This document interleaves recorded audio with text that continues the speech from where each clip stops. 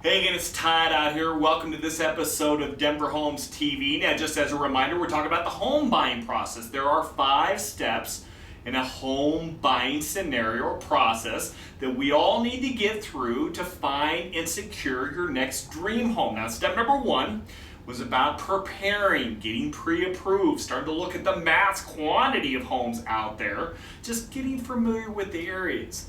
Step number 2 is actually going to look at some of those properties and submitting an offer. We can do step number 2 because we have your financing in order already, because that was part of step number 1. Now, step number 3 is where we get the contract accepted. Everyone's signed off. The buyer, the seller, all the agents involved are signed off on the contract. So now we're working on a real deal. So in step number 3, 2 important aspects for you to remember. This is where you deliver your earnest money. Earnest money checks need to usually be delivered to the real estate company, and often cases the title company, that will hold that in escrow. It's a part of every contract, and it could range from a couple of thousand up to 10 or 15 or 20,000 depending on the size and the value of the property that you're writing an offer on. But got to deliver the earnest money check. Nothing is ratified until that point.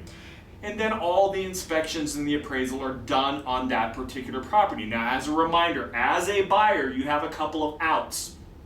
Your home has to pass inspections. We do inspections on properties basically to cover us in health and safety measures. If the furnace is broke, if the roof is leaking, big items need to be uncovered with inspections so that we don't put you in an unsafe home that you're about to buy. And then obviously an appraisal. Anybody that's going to loan you money on a property wants to know that the property is worth what you put an offer in. So if you put an offer at $300,000, the bank wants to make sure that property is worth $300,000.